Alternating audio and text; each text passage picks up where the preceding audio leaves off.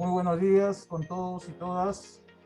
A nombre de la Autoridad Nacional del Servicio Civil, Servir, es un honor y un privilegio poder presentar a mi colega y eminencia en la medicina, el doctor Abraham Zavala Batle.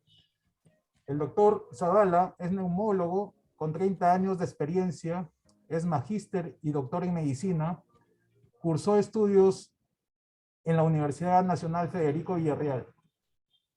Su internado lo ha realizado en la Clínica Angloamericana, en la Maternidad de Lima, en el Instituto Nacional de Salud del Niño. Su especialización en neumología la ha realizado en el Hospital Edgardo Rebagliati Martins de Salud. Así además es magíster en medicina por la Universidad Cayetano Heredia y doctor en medicina por la Universidad San Martín de Porres. Así también es miembro titular de la Sociedad Peruana de Neumología y titular de la American Thoracic Society. Sin más preámbulo, dejamos al doctor Abraham en la charla sobre apuntes del COVID y agradeciendo una vez más su vocación de servicio en poder ayudarnos a entender esta pandemia y esta enfermedad. Muchas gracias. Adelante, doctor. Buenos días, doctor Valdivia. Muchas gracias por su presentación. El día de hoy me han invitado para hablar un poco sobre el coronavirus y los cuidados que hay que tener.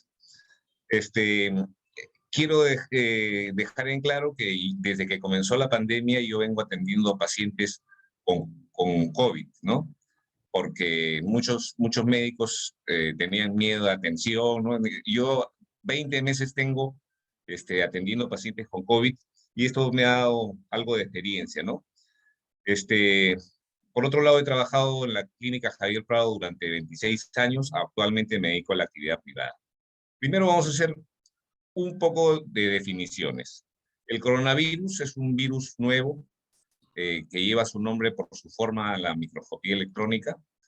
Se descubrió en Wuhan a inicios del año pasado. ¿Qué cosa es una pandemia?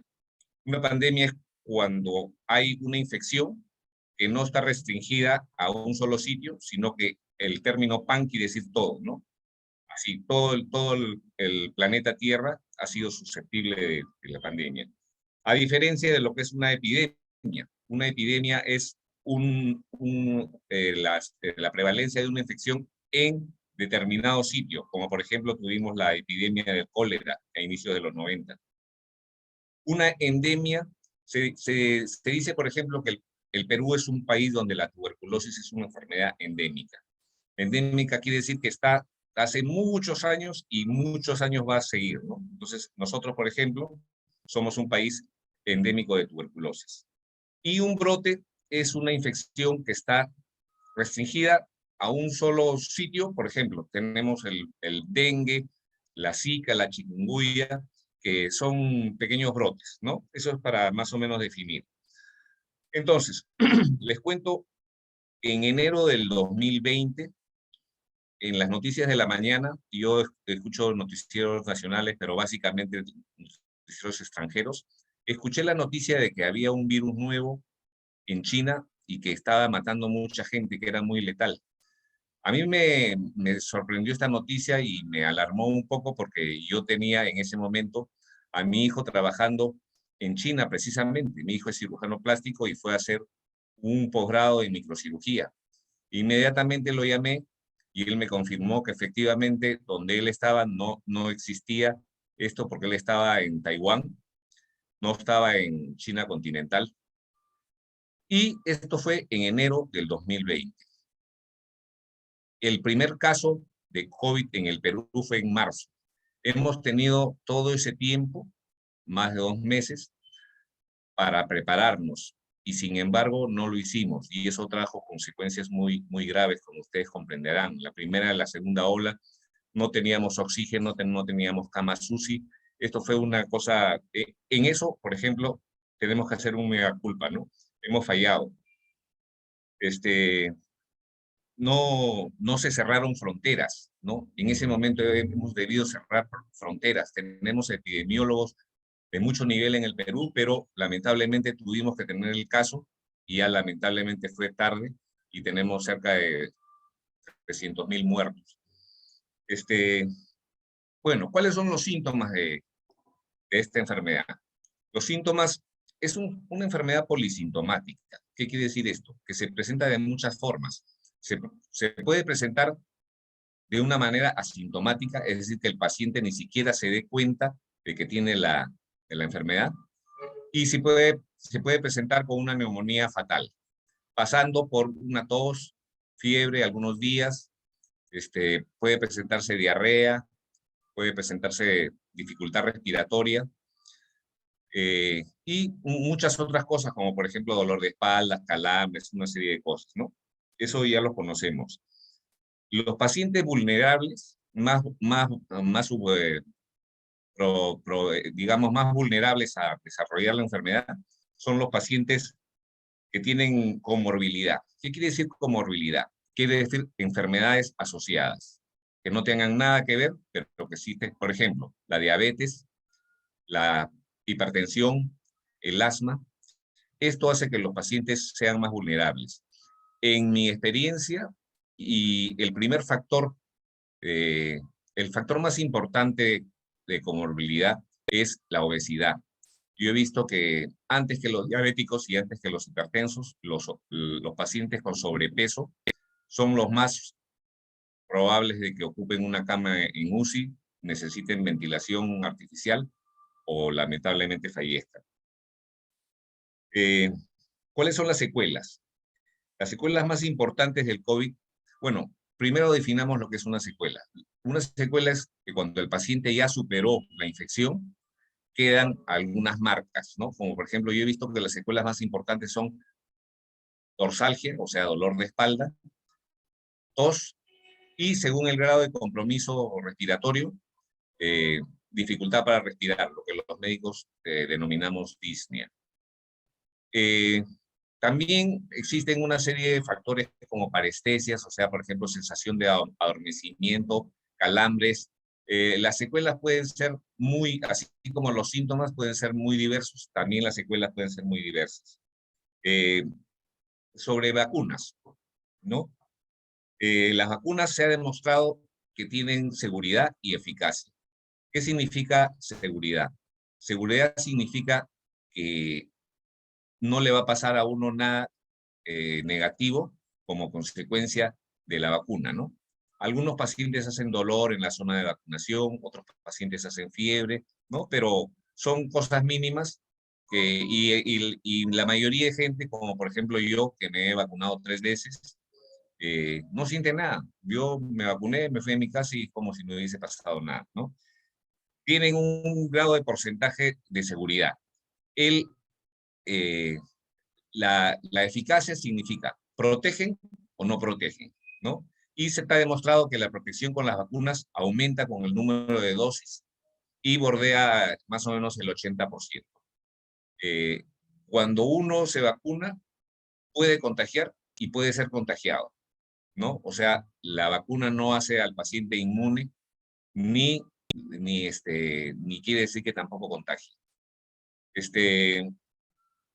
Lamentablemente hay gente que tiene miedo de vacunarse. Yo he tenido algunos pacientes que no quieren vacunarse y no entiendo su razonamiento, ¿no? La vacuna es segura, no le pasa a uno nada por vacunarse.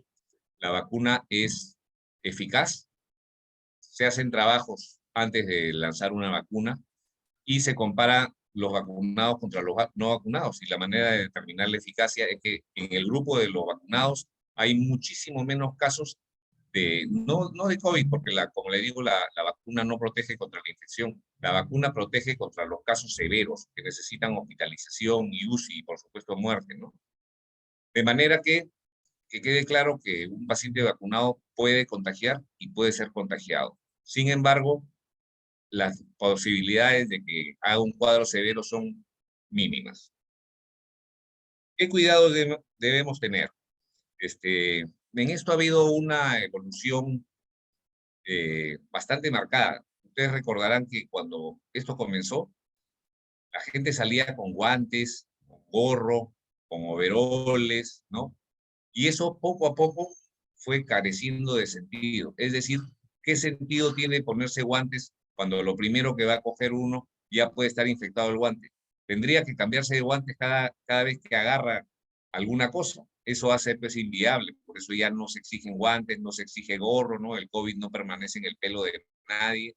Se ha hecho un estudio también en el mercado, en los cajeros automáticos, ¿no? Si encuentran el virus, ese estudio lo he leído hace poco, y se ha demostrado de que de 2.000 casos solamente uno estaba infectado, ¿no? Paseando el hisopo por frutas, por verduras, por cosas en los mercados, cajeros, ventanillas, etcétera, ¿no? De 2001. Y ese virus era incapaz de producir la enfermedad, ¿no?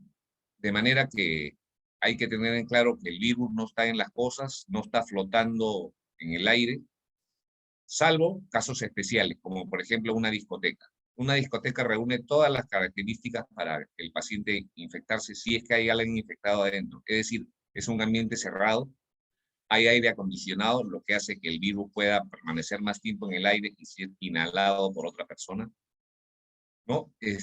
La gente está bailando, por lo tanto no está en reposo, sino está respirando más rápido y más fuerte, por lo tanto tiene mayor capacidad de aspirar el virus, ¿no?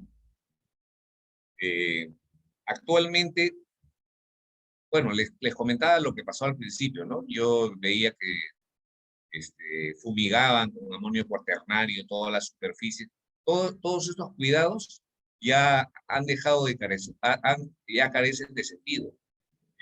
Actualmente lo que se hace es medir la temperatura, lo cual también se ha demostrado que es inútil, ya casi no miden la temperatura. Entonces, como les digo, yo creo que lo principal son las tres cosas que nos repiten todos los días hasta la saciedad. El lavado de manos. El agua y el jabón no matan al virus, pero sí uno se deshace de ellos, ¿no? Es importante el lavado de manos. Es importante la distancia y es importante la mascarilla, ¿no? Esos son básicamente los cuidados. Sobre el baño y las comidas, también hay algunos rumores que en mi concepto carecen de sentido, ¿no? Yo he tenido pacientes cuyos médicos les han dicho que no se bañen y la pobre gente viene acá semanas, hasta meses sin bañarse, que no coman determinados tipos de alimentos y la cosa es diversa, ¿no? Hay pacientes que les han prohibido, por ejemplo, los cítricos, que les han prohibido los lácteos y, en mi concepto, ninguna de las dos cosas, o sea, el hecho de evitar bañarse y el hecho de restringir la alimentación, ninguna de las dos cosas tiene sentido, ¿no? Sobre la tercera ola, hemos pasado 2 olas bastante letales, tenemos mucha cantidad de muertos y, según los expertos, la tercera ola estaba prevista para el 15 de septiembre. Bueno, pasó el 15 de septiembre y no pasó nada. Después, predijeron que después de las fiestas de Halloween iba a ser la tercera ola. Pasó Halloween y no pasó nada. Entonces, ahora estamos esperando fiestas de fin de año. Y si en esas fiestas de fin de año hay muchas reuniones, es probable que se pueda presentar una tercera ola, ¿no? Pero, como la experiencia nos ha enseñado, el curso de este virus es imprevisible. Ahora en Alemania, en Austria, en toda Europa, está como habiendo un rebrote, ¿no? Como elevando la cantidad de casos, ¿no? Y están restringiendo, por ejemplo, en Austria los han confinado por 15 días a toda la población, ¿no? Entonces, nosotros tenemos que mirar también con lo que está pasando en otros países para sacar nuestras propias conclusiones. Pero el mensaje es que una tercera ola es imprevisible. Por último, quisiera hablarles de los pacientes positivos, ¿no? Los pacientes positivos evidentemente tienen que acudir a un centro de salud y, como medidas epidemiológicas, deben someterse a las pruebas todos los miembros de la familia. Primero, para saber si están contagiados o no, si tienen la infección. Y segundo, por las medidas epidemiológicas. Es decir, si hay uno en la casa infectado y los demás no, ese uno debe estar aislado. Y cuando digo aislado, no necesariamente me refiero a que esté encerrado en su cuarto, porque eso produce mucha ansiedad, produce mucha depresión y es traumático, ¿no? Simplemente que guarde su distancia, que esté separado, que no pues, se salude con besos al resto de la familia. Ahora, ¿qué pasa si toda la familia está infectada? Bueno, no pasa nada, ni siquiera necesitan mascarilla, porque ya no pueden volverse a infectar. Pero si todos están infectados menos uno, es él el que debe aislarse de los demás, ¿no? Para evitar ser contagiado. Bueno, esos son algunos de los apuntes que les traía sobre la enfermedad y me pongo a su disposición para las preguntas que algún miembro del auditorio me quiera realizar. Muchísimas gracias. Muchas gracias, doctor. Muy concreta y específica la exposición y muy entendible. Quiero hacerle una pregunta, doctor. Las medidas de protección en relación al uso de mascarilla, tengo que considerar, porque yo he visto muchas preguntas de este tipo, que cuanto más mascarilla use, ¿es mayor la protección? ¿Debo Sí, considerar ese evidentemente, concepto? evidentemente, sí, porque es una barrera adicional, ¿no? Pero claro, ya más de 2 mascarillas ya es realmente inútil, ¿no? Podríamos hablar de ponernos 5 mascarillas, eso no es de frente, pero 1 contra 2 sí es una barrera adicional que se agrega. Ahora, quería agregar una cosa, en ambientes especiales yo he hablado sobre las discotecas. Sin embargo, hay que tener en cuenta que los ascensores también son una fuente muy directa de contagio, porque uno no sabe quién ha entrado antes al ascensor, si ha estornudado, si ha tosido, y en un ascensor es una área muy cerrada y el virus puede quedar flotando, ¿no? Como les digo, el virus solamente vive en las personas, un poquito en el aire, ¿no? Hasta que caiga, y en algunos objetos que uno toca con la mano infectada, ¿no?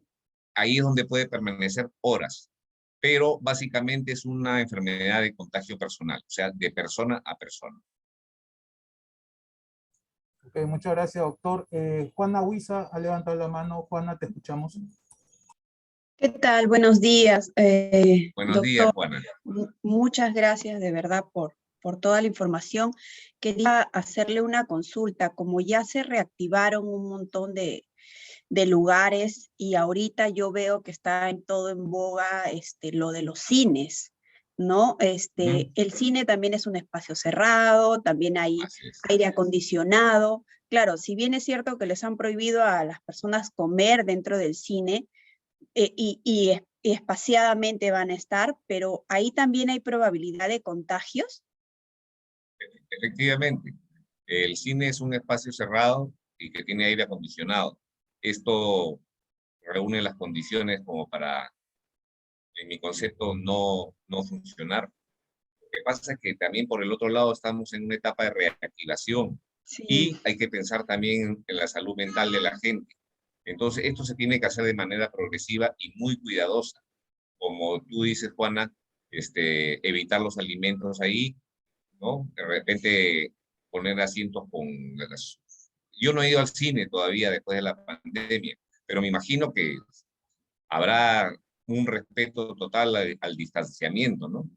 Y pensar en que la gente también tiene que distraerse, la economía tiene que reactivarse, ¿no? Los cines hace mucho tiempo que no funcionan y así no funcionan tampoco los snack bar de los cines. O sea que hay que encontrar un punto de equilibrio entre la salud mental, la reactivación económica y la posibilidad de infección. Claro, ahí sí podríamos utilizar de repente las 2 mascarillas, la careta y mantener el distanciamiento, ¿no? Eso podría ayudar en algo de repente, ¿no? Claro, eso puede atenuar la posibilidad de contagio, ¿no? Yo me imagino que eso lo están exigiendo en los cines, no lo sé, como le digo, no he ido, ¿no? Pero es una buena idea ponerse doble mascarilla para ver una película y sobre todo distanciamiento, ¿no? Listo, doctor. Muchas gracias. no tiene por qué. Doctor, tenemos una pregunta en el chat de Rosario Cerdán. Nos pregunta, ¿qué cuidados debe tener una persona asmática que no ha tenido COVID? ¿Hay alguna indicación especial? Bueno, un paciente asmático es un paciente muy especial porque tiene que cuidarse de una serie de agentes, del polvo, olores fuertes, humo, pelusa, animales, etcétera, ¿no? Entonces, en la medida que él cuide su asma, va a evitar también de que esta asma sea una enfermedad de comorbilidad con el COVID, ¿no es cierto? O sea que cuidar su enfermedad, mantener su control con su neumólogo correspondiente, esa es la mejor manera de evitar de que un asma se complique y produzca el COVID, ¿no? Sin embargo, hay que tener en cuenta que para que uno tenga COVID, tiene que infectarse de COVID, ¿no? El hecho de ser asmático empeora el cuadro una vez ya infectado, ¿no? Pero no es cierto el hecho de que un paciente asmático tiene más posibilidad de contagiarse. Eso no es así. Muchas gracias, doctor. Andrea Fajardo nos pregunta, ¿cuántas horas se puede mantener el COVID en superficies o zonas abiertas ventiladas?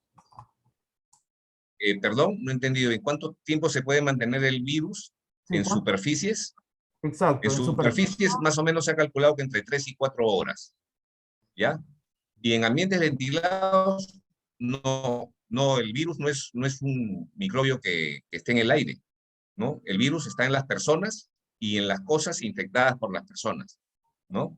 De manera que, por ejemplo, montar bicicleta con mascarilla en un ambiente abierto, para mí no tiene sentido, más bien es peligroso, porque esa persona está haciendo un consumo de CO2 más que de oxígeno, ¿no? Entonces, lo mismo los deportistas, no se ve que los deportistas utilicen. La mascarilla tiene sus riesgos, ¿no? No es la maravilla.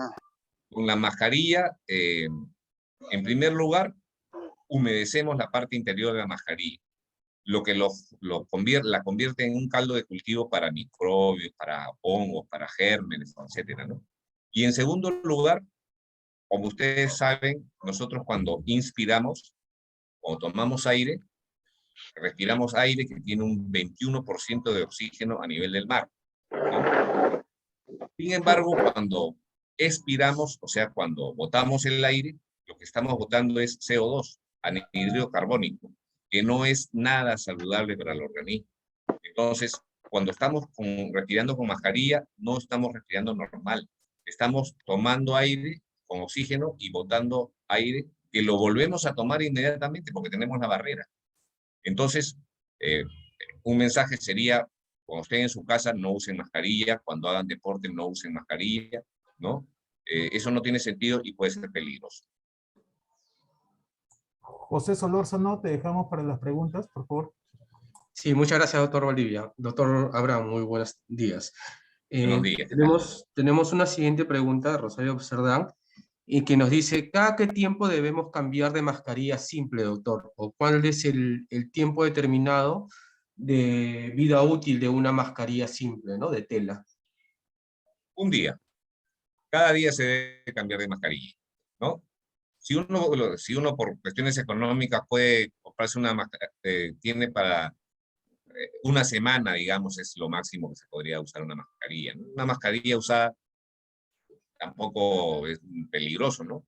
Pero lo ideal sería, por higiene, digamos, cambiarse diariamente la mascarilla. Claro, doctor, muy claro. Teniendo en cuenta también que puede ser un reservorio de una proliferación de microorganismos también, ¿no? Al ser Efectivamente. una mascarilla de tela, ¿no? También Así quedó es. muy claro de poder sacarse la mascarilla en el parque. El doctor Abraham fue muy claro en decir que los ambientes ventilados uno no debería estar utilizando mascarilla, ¿no? Más aún si hace deporte. En ese sentido, si uno sale y puede a pasear o a caminar de repente con los niños o con las mascotas, ¿también es recomendable retirarse la mascarilla estando en el parque, doctor? Fíjese, si es que hay la seguridad de que no se va a cruzar con otras personas, ¿no? Porque en el Así parque es. hay otras personas. Eso por un lado. Y por otro lado, uno se evita la molestia de ser recriminado por no llevar la mascarilla, o de repente algún sereno o algún representante de la policía nos llaman la atención, ¿no? Entonces yo cuando salgo a pasear por un parque y no veo a otras personas ni a ningún vigilante o policía, yo simplemente me quito la mascarilla. Y sobre todo si hay otras personas, ¿no? Porque uno puede cruzarse con una persona enferma que le respire en la cara, atraviesa la mascarilla y se infecta. Y si no tiene mascarilla, se infecta con mayor razón. O sea, eso depende de la densidad poblacional del ambiente donde uno está paseando o haciendo deporte.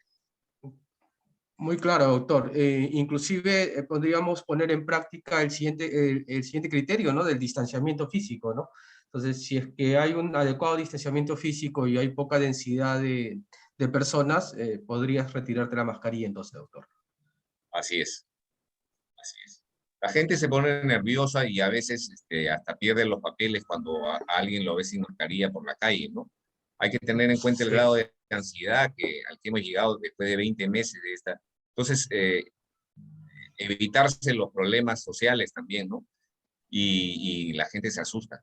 Bueno, Claro, entonces claro que sí, doctor. hay que tener en cuenta ese factor también. Tenemos una pregunta de la doctora Ana María Risi, la cual nos indica si debemos seguir lavando nuestra ropa y retirando nuestros zapatos al regresar de casa, ¿no? Antes teníamos esta psicosis de utilizar la ropa y apenas llegamos a casa, retirarnos todo y meterlo en la lavadora, los zapatos dejarlos en un sitio especial, inclusive echarles alcohol, lejía para poder desinfectarlos. ¿Es correcto seguir teniendo estas prácticas, doctor, o ya no es necesario? No es que ya no sea necesario, nunca fue necesario, ¿no? Insisto, los virus no permanecen en las cosas, no están en los zapatos, en el suelo no hay virus que uno pisa y mete a su casa. Eso nunca ha tenido sentido, ¿no? Eso tiene tanto sentido como ponerse guantes o ponerse gorro, ¿no? La gente se pone nerviosa y lo quiere seguir haciendo, ¿no? Pero nunca ha tenido sentido sacarse la ropa, lavarla todos los días para evitar el contagio del virus. El virus no está en la ropa ni está en los zapatos. Eso debe quedar claro. Muchas gracias, doctor, muy claro. Efectivamente, ¿no? O sea, al principio no había estos estudios que puedan revalidar lo que estamos diciendo, pero ahora sí ya hay estos estudios que indican que los humites ya no son medios de contagio, ¿no?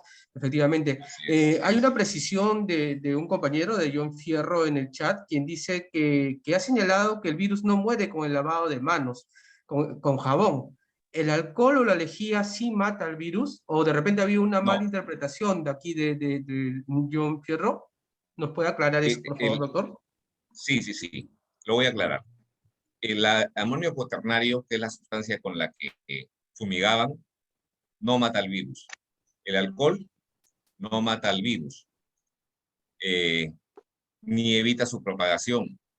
El agua y el jabón tampoco matan al virus, pero uno se lo saca de encima. Si uno se lava las manos permanentemente y ha tocado algo que esté infectado con el virus, es suficiente lavarse las manos, ¿no? Las tres cosas más importantes son como nos señalan todos los días: la distancia social, la mascarilla y el lavado de manos. No hay una sustancia que actúe directamente contra el virus. Hablando de esto, me da pie para precisar que ya en Europa están trabajando con una sustancia que sería el primer tratamiento específico para el COVID, ¿no? Evita su replicación. Eso todavía no lo tenemos a disposición acá. Están haciendo estudios con respecto a lo que sería el primer tratamiento específico contra la infección por coronavirus. El uso del retroviral, ¿no, doctor? Así es.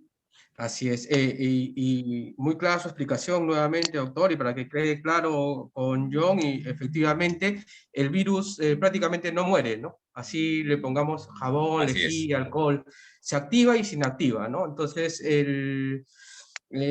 pero sí el lavado de manos lo que nos va a ayudar es a eliminar ese virus de nuestra superficie y poder... del virus.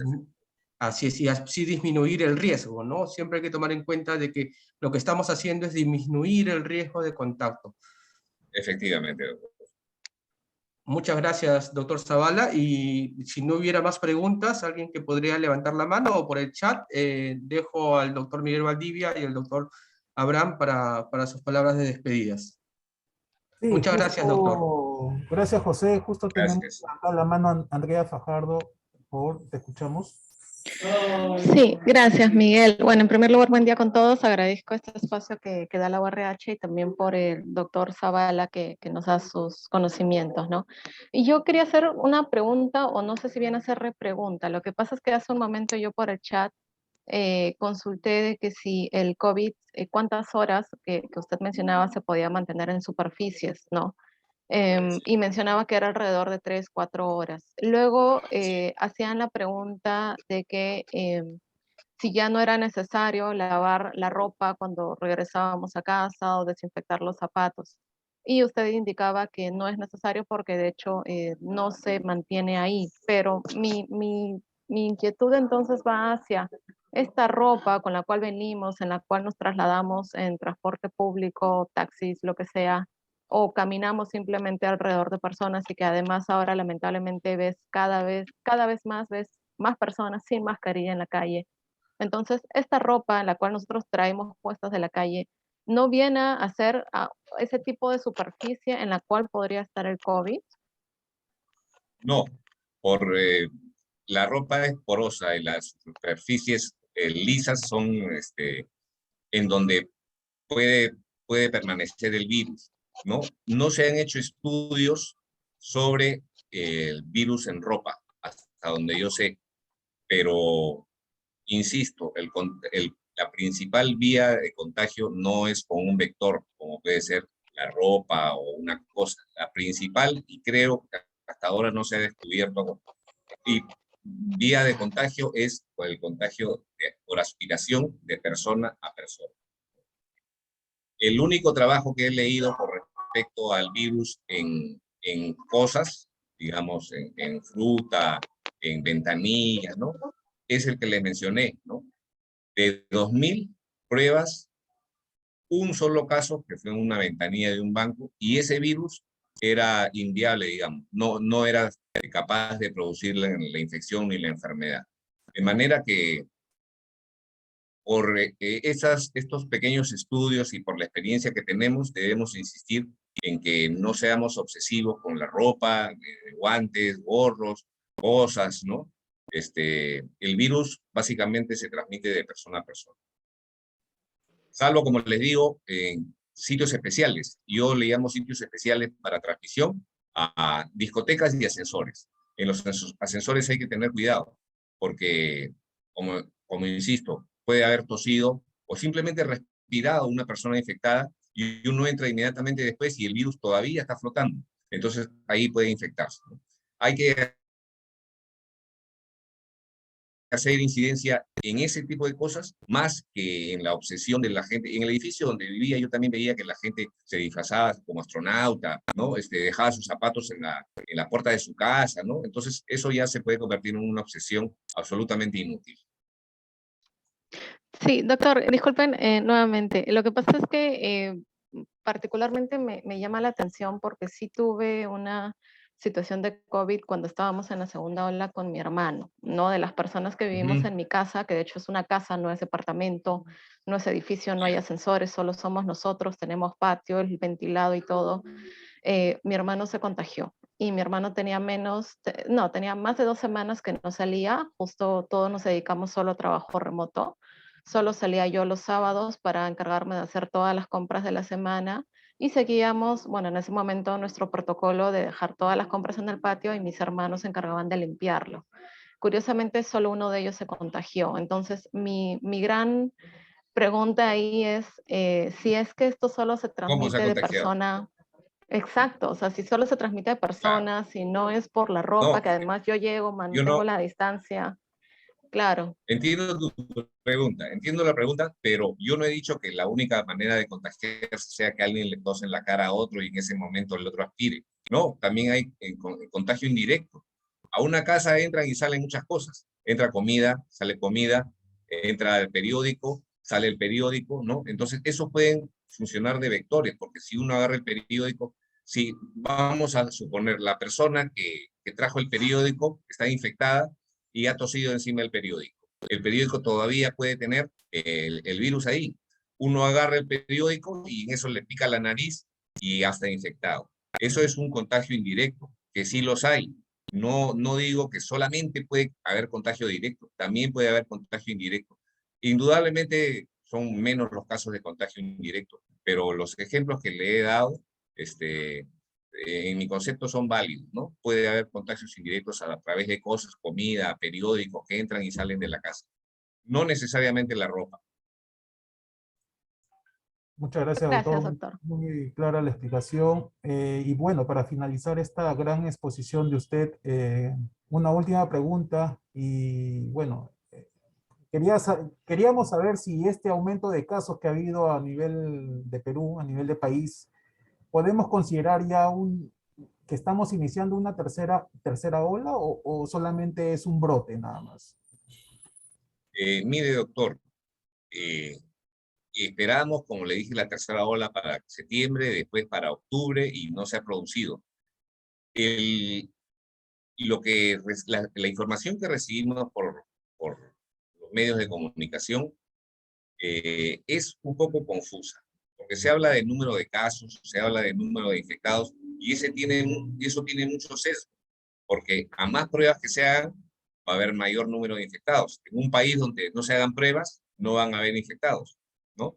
Para mí, el factor fundamental es el número de muertes diarias. Eso es lo que yo personalmente sigo a través de radioprogramas que diariamente producen, le informan a uno sobre el número de muertes. Eso es, digamos, lo más fiel. El número de muertes actualmente se mantiene entre 10 y 20 muertes al día. Ese para mí es el número más indicativo de cómo va. De manera que hablar ahorita de una tercera ola, no. En este momento no. El número de muertes se mantiene entre 10 y 20. A lo máximo que ha bajado ha sido a 10 y el último día, o sea, ayer jueves, hubo 20 muertes. Entonces, ese es un factor importante. Respondiendo directamente a su pregunta, no estamos en una tercera ola, y sobre si va a haber una tercera ola o no, espero que no, pero hay que tener en cuenta que tenemos fiestas de fin de año y no somos muy disciplinados en este sentido. Muchas gracias, doctor. Nuevamente, en nombre de la Autoridad Nacional del Servicio Civil, agradecerle su tiempo, la vocación de servicio que nos transmite en el apoyo de transmitir sus conocimientos, su experiencia en esta enfermedad, en esta pandemia. Por favor, le brindamos un aplauso virtual al doctor y los que podamos activar nuestra cámara, activémosla agradeciéndole, y también para tener una foto de recuerdo con mi colega y eminencia en la medicina, el doctor Abraham Zavala. Doctor Valdivia, muchísimas gracias. Muchas gracias por sus palabras, muchas gracias por su invitación y me pongo a sus órdenes. Muchas gracias, doctor, y será hasta una nueva oportunidad. Muchas gracias. Hasta luego con todos. Gracias a usted. Gracias, Gracias, saludos. doctor. Gracias, Muchas doctor. gracias. Hasta luego. Gracias a usted. Gracias, doctor Valdivia. Muchas gracias. José, Hasta gracias. luego. Gracias. Nos vemos, gracias, cuídense.